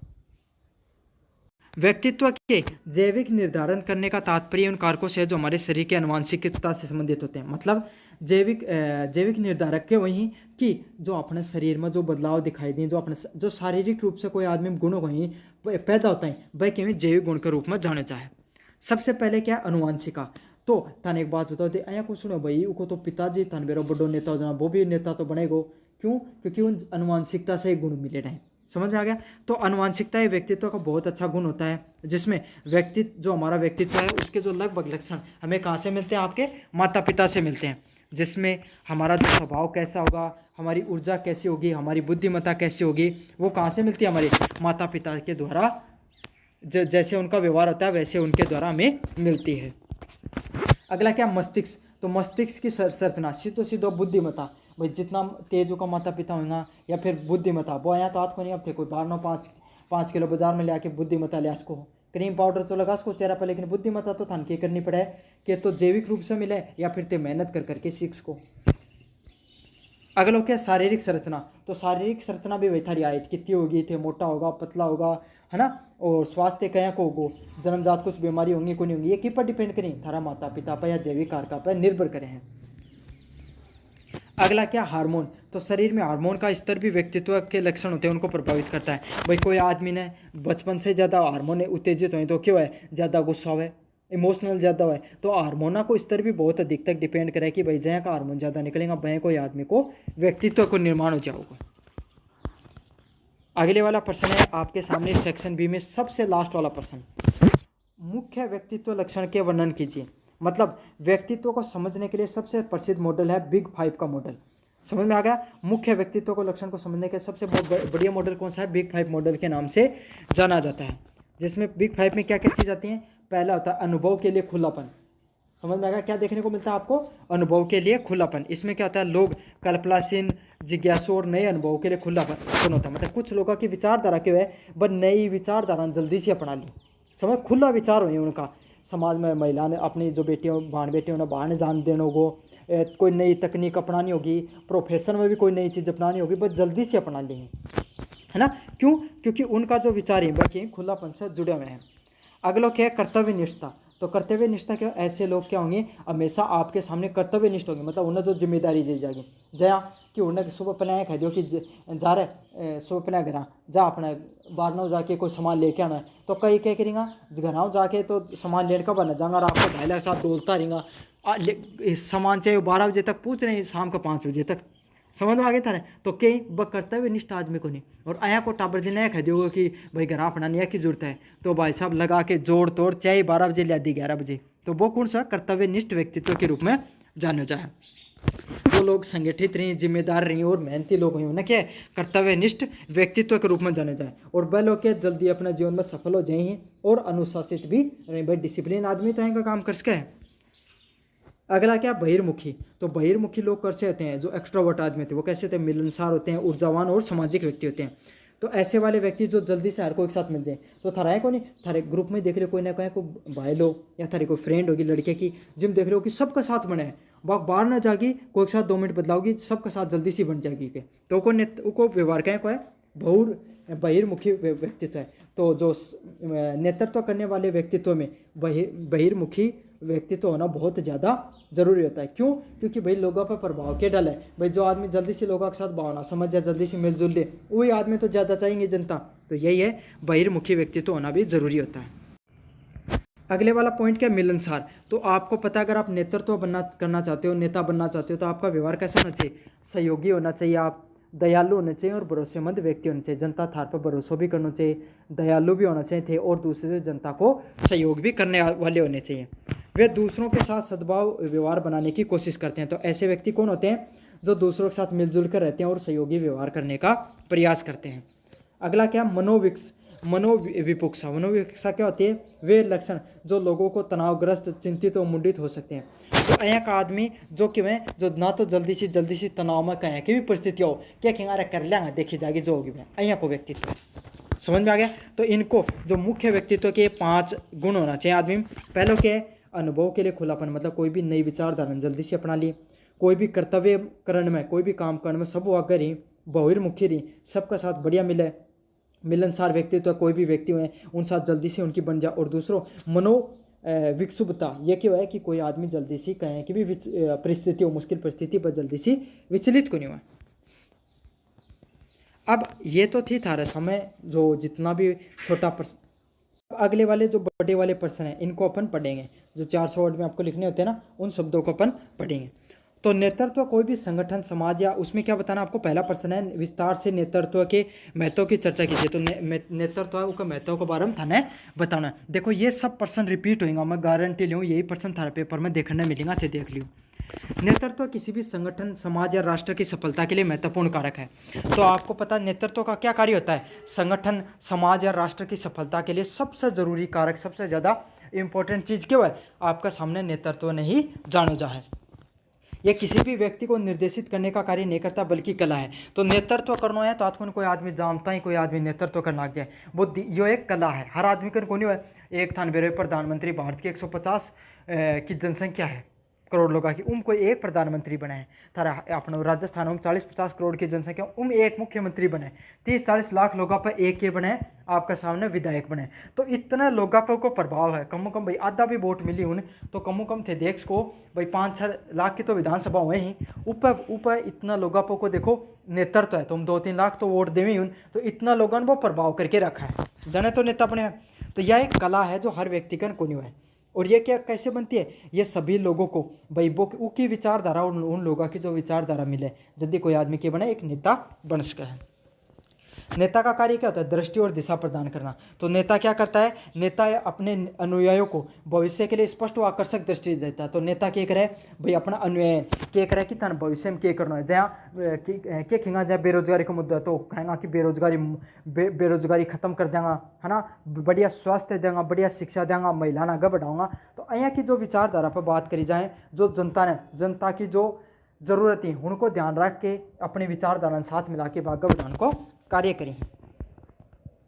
अगला क्या है, प्रेरणा और मनोबल बढ़ाना। तो काफ़ी बार क्या हुआ, नेता वही सफल होता है जो मुश्किल परिस्थितियों में अपना जो मुश्किल परिस्थितियाँ चुनौतियाँ आती हैं, तब क्या वो खुद डिमोरलाइज नहीं होना चाहिए, वो लोगों ने प्रेरित करें कि कोई बात को नहीं, मुश्किल परिस्थिति आ गई तो क्या है, आपा क्या करांगा, आपा चुनौतियों को सामना करांगा। समझ में आ गया। तो कर्मचारी में उत्साह और विश्वास पैदा करने का भी कार्य किसका होता है, नेता का कार्य होता है, ताकि जो माहौल है, वातावरण है, वो सकारात्मक बना रहे और आपकी जो कंपनी है, आपका संगठन है, या फिर आपकी जहाँ कॉलेजों में पढ़ाई होगी, चाहे कोई भी क्षेत्र हो, उन जो कर्मचारी क्या रहेगा, उनको प्रदर्शन सुधरे, वह और बढ़िया परफॉर्म कर सकें जीवन में। अगले वाला पॉइंट क्या है, परिवर्तन को प्रबंधित करना। तो एक नेता का क्या कार्य होता है भाई, आज के समय आपको पता है टेक्नोलॉजी समय के साथ बहुत ज़्यादा तेज़ी से बदल रही है, वक्त बदल रहा है। तो कुछ लोगों की क्या सोच होती है, वो बदलते हुए विचारों के साथ, बदलते हुए वक्त के साथ खुद नहीं बदलना चाहते हैं। तो नेता का कार्य क्या होता है, वो लोगों को एक सोच देता है, एक विचारधारा देता है कि हमें बदलते हुए वक्त के साथ खुद को बदलना होगा। तो जो परिवर्तन हमारे समाज में होता है उसको प्रबंधित करता है, मतलब उसको क्या करता है, जनता तक उतारने का कार्य करता है। लोगों के नया तकनीक, नई सोच, नई विचारधारा जो आ रही है, जिन लियानों पर डर रहे उन्हें क्या करेंगे, उन्हें सिखाने को कार्य करोगे और उन्हें अपनाने को कार्य करोगे। अगला क्या, टीम बनाना और विकसित करना। तो एक नेता सिर्फ एक समूह का प्रबंधन नहीं करता है, बल्कि एक मजबूत और एकजुट टीम बनाता है। तो नेता क्या करता है, एक जनता पर की कंट्रोल को नहीं है, बल्कि एक मजबूत टीम भी बनाओगे और साथ के साथ सभी जनता के जितने भी सदस्य हैं उनमें विश्वास, संचार और सहयोग को भी बढ़ावा देता है। तो क्या करोगे भाई, मैं थाने बताया ना कि अब 70 नेता वो आपकी छोटी छोटी छोटी छोटी टीम तैयार करके रखा हो, ताकि उसकी पकड़ है वो अलग अलग, जहाँ मान ली सेमेस्टर फर्स्ट में अलग होगी, कोई 2-3 टापर का सहयोग का, सेमेस्टर सेकंड 3-4 है, सब में बना के रखोगे, ताकि क्या रखो उसकी टीम है वह काम करेगी, जहाँ की और ज़्यादा पॉपुलरिटी बढ़ेगी। तो यही है टीम बनाना और उसको विकसित करना, उनको प्रेरित करके रखना और उनको आगे बढ़ाने का काम किसका होता है, नेता का कार्य होता है। संघर्ष का समाधान करना। तो आपको पता है कोई भी संगठन हो, कट्ठे भी हो भाई, दो आदमी का नहीं तो आपस में घुलेंगे, आपस में दो चिड़ी गुड़न लाग जाए। देखो ना, तो सुबह सुबह उठते हैं तो क्या कि कट्ठे भी दो जो जीव रहेगा, कोई व्यक्ति रहेगा, तो संघर्ष होना तो आम बात है। लेकिन उस संघर्ष को क्या कर सकते हैं, रचनात्मक तरीके से अपन हल कर सका। ये तो आदमी के कसका हुर दे उड़ा देर के बैठा के दे के उन्हें बा कर दे। तो रचनात्मक तरीकों के है उन्हें मतलब प्यार से उड़ा दे, पानी का छिट्टा दे के उठाते। तो यही है कि कोई आदमी तो क्या कर सके उनकी लड़ाई और बढ़ा दी, और कई आदमी क्या उन्हें बैठा के समझा के कि अया कन्या काम कौन चल है, आराम समझ जा कि मैं तो एक जना से जाई, थोड़ा सा कोना मिल जाएगी, दूसरा समझाई। तो दुनिया के रचनात्मक तरीका से उनकी समस्या का समाधान करके कुछ भी ना कुछ करके उनको संघर्ष को समाधान करना एक अच्छा नेता की पहचान हुआ है। अगला पॉइंट क्या, निर्णय लेना। तो आपको पता है कोई भी नेता होता है उसका निर्णय लेने का जिम्मेदारी होती है। तो नेता को कार्य क्या है भाई, को निर्णय लेना ही सबसे बड़ी नेता की जिम्मेदारी है। वही तो का थम हुआ है, नेता कौन बनेगा, जो सबसे जल्दी, सबसे समझदारी और सबसे बढ़िया नेतृत्व कर सका, निर्णय ले सका, उन्हीं तो नेता बनाए जाए। तो वो क्या करता है, डेटा का विश्लेषण करता है, जोखिमों को मूल्यांकन करता है और सही निर्णय लेने कार्य करता है। तो मैं थाने उदाहरण कौन दियो कि भाई कोई आदमी कट्ठे मर्डर हो खत्म है ना, तो क्यों को सारी जनता आक्रोशित है, तो भाई वो जोखिम को मूल्यांकन करो कि पूरा पुलिस बोली खड़ी है, लाठी पड़ सकें, तो क्या करो सब ने चुपचाप समझाओगो और क्या करोगो उनने सब ने ऐसा कहो कि शांतिपूर्ण आंदोलन करांगा आप, है ना, मीडिया ने बुलाओगो, मीडिया ने बाइट देगो और दूसरा लोगों ने और जनता आपकी बेड़ी करेगो, ताकि जितनी ज़्यादा जनता बल होगी ताकि उतना ज़्यादा प्रेशर बनागो। तो यही है एक नेता का ये कार्य होता है, वो अपने डेटा का विश्लेषण करता है, जोखिमों को मूल्यांकन करता है और सही निर्णय लेने के लिए संगठन को तैयार करता है। समझ में आ गया आपके सामने ये पर्सन, काफ़ी ज़्यादा इंपॉर्टेंट पोर्शन था। अगले वाला क्या है, निम्नलिखित में से कौन सा आकस्मिकता का सिद्धांत, कॉन्सिडेंसी थ्योरी है, उपयुक्त उदाहरणों के लिए बताइए। तो आपके सामने जो कॉन्टिजेंसी थ्योरी है ना, पथ निर्देशक थ्योरी, ये मैंने छोटे वाले प्रश्नों में पढ़ा दिया। तो अपन दूसरे वाली थ्योरी पढ़ लेते हैं अपन। ये जो 3 नंबर प्रश्न है इसमें क्या है, विभिन्न प्रकार के नेतृत्वों का अपन उल्लेख कीजिए, लेन देन संबंधी, परिवर्तनकारी, सेवक व प्रेरणादायक जो थ्योरी होती है उसके बारे में आप अपनी बताइए। तो नेतृत्व की कई शैलियाँ होती हैं, जिसमें पहली शैली कौन सी है, लेन देन संबंधी शैली, ट्रांजैक्शनल थ्योरी। तो यह थ्योरी क्यों है, देखो थे कई कंपनियां कौन देखोगे जिसके अंदर क्यों है कि भाई अगर कोई आदमी बढ़िया काम करोगे तो उन्हें बोनस मिलेगो, पुरस्कार मिलेगो। या कॉलेज में देख लो तो कोई आदमी अगर सबसे बढ़िया नंबर ले आओ तो उन यूनिवर्सिटी या कॉलेज की तरफ को क्या मिले, गोल्ड मेडल मिले, है ना। एनसीसी में पढ़े लोगों तो उन पुरस्कृत करे जाओगे। तो इनके थ्योरी से जाने जाए, लेन देन थ्योरी के नाम से जाने जाए। इन क्यों है, नेता अपनी टीम को एक स्पष्ट संरचना अपेक्षा देता है। तो नेता क्या करोगे, टीम ने समझा के रखोगे कि भाई अगर थे बढ़िया परफॉर्म करोगे तो थान के मिलोगे, कोई पुरस्कार होगा, कोई बोनस होगा, कोई पदोन्नति होगी, बात थाने मिलेगी, मतलब पद में थान ऊपर बढ़ा दिया जाओ, कोई बोनस होगा, रुपया होगा, ये सब चीज़ मिलेंगे। या फिर दंड भी दे है कि भाई क्या तो थान पद हटा दियो जागो, है ना, या फिर और कोई कार्य करने के लिए प्रेरित कर लियो जाको। तो ये शैली क्या करती है, हमें नियमों और जो प्रक्रियाओं के पालन पर जोर के देती है। तो इस चीज़ से क्या होता है, हम क्या करते हैं, अपने जो नियम होते हैं, शैलियाँ होती हैं और प्रक्रिया होती हैं उन पर ज़्यादा जोर देते हैं। तो इन पर क्या है, इंसान ज़्यादा पिस्सा का लालच में, बोनस का लालच में, पद का लालच में कार्य करे। इनके कजा लेन देन की थ्योरी के नाम से जाने जाए। उदाहरण का रूप में एक सेल्स मैनेजर जो अपनी टीम को निश्चित पूरे मतलब थे कौन समझो, तो कंपनी में प्रोडक्ट बेचता नहीं तो उनको क्या रहे कि 10% चीज़ बेचने पर क्या होगो, थाने कमीशन मिलेगो। तो इन क्या कहो जाए, इन कमिश्नर इसको लेन देन थ्योरी के नाम से जाना जाता है। अगला क्या है, परिवर्तनकारी नेतृत्व है। तो परिवर्तनकारी नेतृत्व क्या होते हैं, इसमें कोई लालच, कोई बोनस में नहीं दिया जाता है। व्यक्ति अपने व्यक्तित्व के आधार पे लोगों को प्रेरित करता है।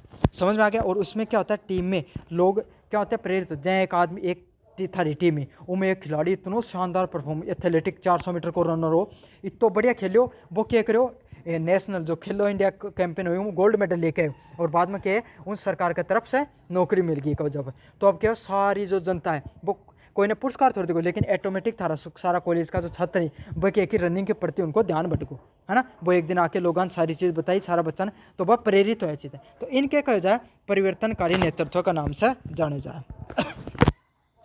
यह नेतृत्व शैली आपको प्रेरणा की दृष्टि को केंद्रित करता है। नेता अपनी टीम को प्रेरित करता है, एक साझा दृष्टि की ओर ले जाता है।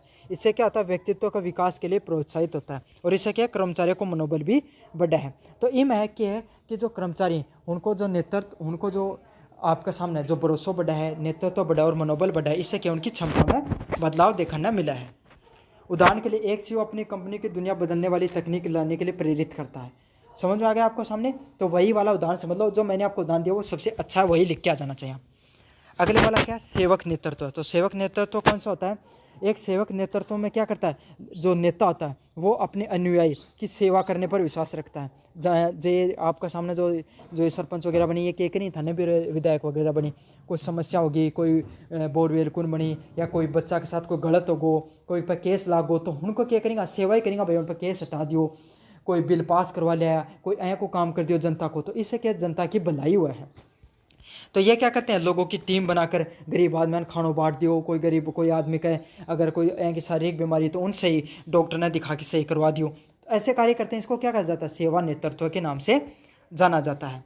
तो वो अपनी टीम बनाकर भलाई वृद्धि करने और सफलता को प्राथमिकता देते हैं। तो ऐसे लोग क्या करेंगे, लोगों की भलाई करने के लिए, सेवा करने के लिए, और जो इन सब चीज़ों का ज़्यादा ध्यान देते हैं। सेवक नेता अक्सर विनम्र होते हैं, वो दूसरों को विकसित करने में आनंद देते हैं। तो जो सेवा नेतृत्व करने वाले व्यक्ति क्यों हैं, हमेशा विनम्र स्वभाव उनको, और दूसरा ने विकसित करना, दूसरा ने आगे बढ़ाने में उन्हें बढ़िया लगा है। उदाहरण के लिए एक मैनेजर अपनी टीम के सदस्यों को नया कौशल सिखाने के लिए मदद करता है, और उन्हें समय देता है कि भाई थे ये काम करो, शाम का डेली 2 घंटा जो नई टेक्नोलॉजी है उन सीखो। कोई बात को नहीं, अपनी कंपनी थोड़ा सा दिन कम प्रोडक्ट बिक जाएगा, लेकिन ते नई टेक्नोलॉजी सीखो, ताकि थाने आगे भी और कोई कंपनी भी जाओगा तो भी फायदा मिलेगा कोई चीज़ को। अगले वाला क्या है, प्रेरणात्मक नेतृत्व। तो प्रेरणात्मक नेतृत्व कैसा होता है, था नामो ही बेरपाट को जो अपनी टीम कर्मचारियों के को प्रेरणा करके रखोगो।